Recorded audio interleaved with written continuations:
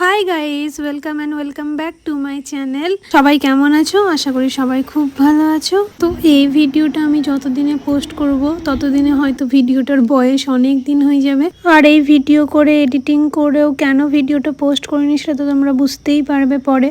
আর আজকের এই দিনটা কীরকম দিন ছিল সেটাও তোমরা ভিডিওতে জানতে পারবে। তো চলো ভিডিওটা পুরোপুরি দেখো, আশা করি তোমাদের ভালো লাগবে। এটা হচ্ছে যেই দিন আমি ব্লগটা শ্যুট করেছিলাম তার আগের দিনের ভিডিওর ক্লিপ। তো এখানে আমরা সবাই মিলে বসে সবজির লিস্ট বানাচ্ছিলাম। কেন বানাচ্ছিলাম বা কী উদ্দেশ্যে বানাচ্ছিলাম সেটা তোমরা আস্তে আস্তে জানতে পারবে। তো এটা হচ্ছে মানে অ্যাকচুয়াল দিন, যে দিনের জন্য ব্লগটা শ্যুট করা। তো আমি সকালবেলা ঘুম থেকে উঠে গেছি, আলাদা একটা জোনে ছিলাম। দেখতেই পাচ্ছ মুখ চোখ দেখে নড়তে ইচ্ছা করছে না, এরকম একটা ব্যাপার। সকালবেলা মোবাইল নিয়ে ভিডিও করার পেছনে একটাই কারণ আজকে হচ্ছে সেই দিন যেদিন আমাকে মানে আমার লাইফে প্রথম কোনো ছেলের ফ্যামিলি দেখতে আসবে। সকাল থেকেই টেনশন ছিল। আর বাইরের ওয়েদার দেখো, মানে এত বৃষ্টি হয়েছে তার আগের দিন থেকে, বলার নেই। মানে এখন যখন আমি ভয়েস ওভার দিচ্ছি এখনও বৃষ্টি চলছে। সেই যে বৃষ্টি শুরু হয়ে গেছিলো, আজকে 3-4 দিন হয়ে গেছে। তো ভিডিওটা পোস্ট করবো কিনা জানি না, কিন্তু ভিডিওটা করেছিলাম আমি সেই দিন। যদি কোনো দিন পোস্ট করি, মানে যদি পজিটিভ কিছু হয় তাহলেই হয়তো পোস্ট করব। তো তখন তোমরা দেখতে যাবে। তো মানে কেমন কেমন একটা লাগছিলো সকালবেলা ঘুম থেকে উঠেই। দেখতেই পাচ্ছ সকালবেলা উঠে যা যা কাজ করার করেছিলাম। তো মানে কি বলবো, সত্যি মানে এতটা টেনশনে কেটেছিল ওই দিন। তো সেই দিন আবার একাদশীও ছিল। তো আমি দেখো এখানে একাদশীর পুজো করার জন্য স্নান করে শাড়ি পরে রেডি হয়ে গেছি। একাদশীতে আসলে আমি একটু চেষ্টা করি শাড়ি পরে পুজো করার, একটু আলতা টালতা পরার। তো ওইগুলোই করছিলাম। আর এই পুজোর ভিডিওটা তোমরা দেখতে পাবে আমার শর্টসে আপলোড করা আছে, মানে ওটা আমি ওই দিনই আপলোড করেছিলাম। আর এই ভিডিওটা যদি না কিছু পজিটিভ হয়, মানে তাহলে তো খুব খারাপ দেখায় কার মানে ভিডিও করা, আমার মনে হয়। তাই আমি ভিডিওটা করেছিলাম কিন্তু পোস্ট করিনি। তবে কিছু হলে নিশ্চয়ই পোস্ট করব, তার জন্যই ভিডিওটা বানিয়েছিলাম। তো আমি এখন সব কিছু ভিডিওটা রেডি করে রাখছি, যদি কোনো দিন কিছু হয় তার জন্য পোস্ট করব বলে। তো দেখতেই পাচ্ছ আমার পুজো কমপ্লিট হয়ে গেছে। এক তো একাদশী ছিল, বেশ ভালো লাগছিল।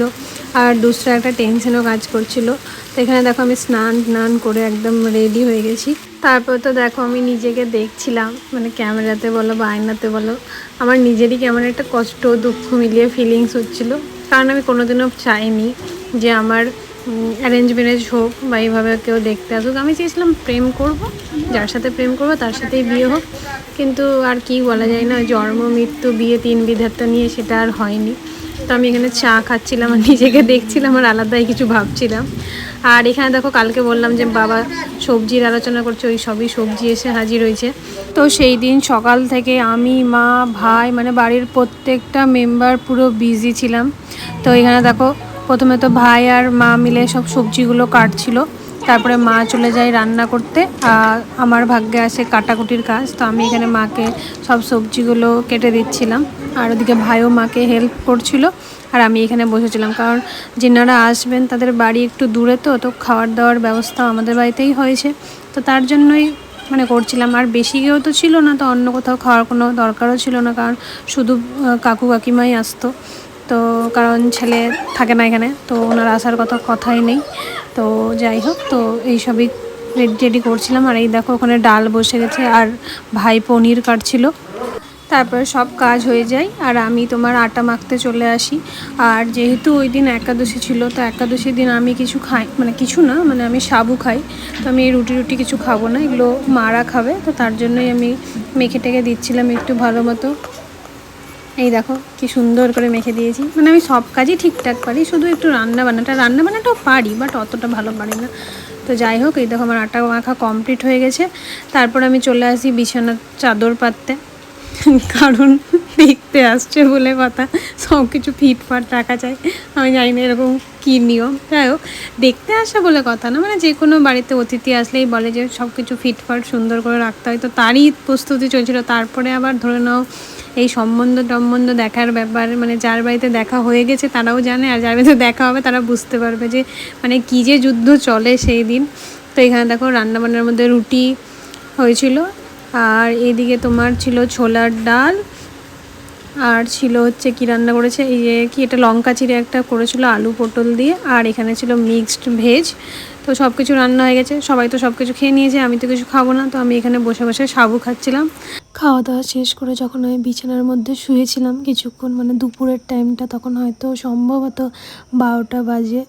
তো তখন আমার সব থেকে বেশি খারাপ লাগছিল, মানে সারা দিন পর ওই টাইমটা মানে এতটা খারাপ লাগছিল, মানে বলে বোঝাতে পারবো না। কারণ ওই টাইমে আমি যখন দেখছিলাম যে ট্রেনে করে আসার কথা ছিল, যেহেতু ট্রেন ছেড়ে দিয়েছে, মানে ওনারা উঠে গেছেন, এই সব ভেবে আমার এত খারাপ লাগছিল, মানে কি হচ্ছে। আর সব থেকে বড়ো ব্যাপার, জীবন একটা অন্য রাস্তায় চলতে শুরু করেছে, মানে ছেলে দেখা স্টার্ট মানে তো জীবন অন্য রাস্তাতেই চলছে। তো এইসব নিয়ে আমার ভয় কাজ করছিল, টেনশন হচ্ছিল। তো তার জন্য আমি এখানে লিটারেলি বসে বসে কিছুক্ষণ কাঁদি আর তারপরে ঘুমিয়ে যাই। তো দেখো ঘুম থেকে উঠে রেডি হয়ে গেছি, কারণ ট্রেন প্রায় আমার বাড়ির স্টেশনের কাছে চলে এসছে। তো এখানে সবাই মোটামুটি একটু ঠিকঠাক হয়ে গেছে, মানে মাও শাড়ি টাড়ি পরে নিয়েছে, সবাই ফিটফাট। আর এই দেখো আমাকে আমার মুখ চোখের অবস্থা দেখে বুঝতেই পারছো, না হাসি না কিছু, টেনশন কাজ করছে, ভয় লাগছে, মানে কি না কি হচ্ছে আমি তো বলে বোঝাতে পারবো না, মানে এতটা কেমন কেমন মনে হচ্ছিল। তো এইদিকে দেখো বৃষ্টি তো সেই সকাল থেকে পড়েই যাচ্ছে। আর তারপর তো আমি দেখো চলে এসেছিলাম এই যে থালা বাটি একটু মোছামুছি করতে, কারণ অনেকক্ষণ হয়েছে কাকু কাকিমা চলে এসছে। তো এখানে খাওয়ার ব্যবস্থা মা করে দিয়েছিল, আমি কিছু করিনি, আমি শুধু দেখছিলাম। তো আমি টুক করে মোবাইলটা নিয়ে এসে এখানে ভিডিওটা করে নিই।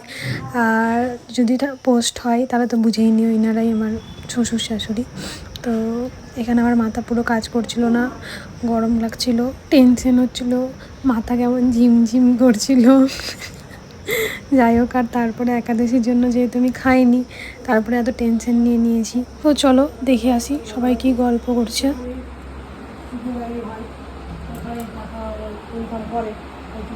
যাই হোক, মারা কি গল্প করছিল গল্প করতে দাও। এখন সন্ধেবেলা, তো আমার খিদে পেয়েছে, দুধটা খেয়ে নিই। আর আমি একদম দুধ ঠান্ডা করে খাই, তো এখানে আমি দুধটাই খাচ্ছিলাম। তারপর তো অনেকটা সময় কেটে গেছে, সবার ডিনারও কমপ্লিট হয়ে গেছিলো। আর কাকু কাকিমা দেখো বাড়ি যাওয়ার জন্য বেরিয়ে গেছে।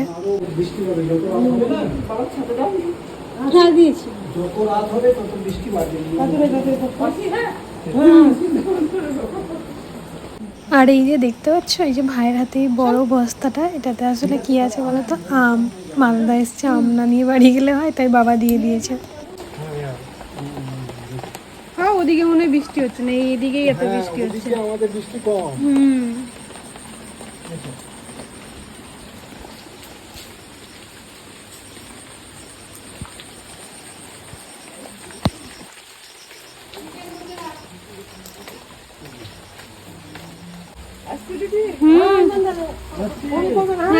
চলো তাহলে, সবাইকে তো টাটা বাই বাই করা হয়ে গেল, অনেক রাত হয়ে গেছে।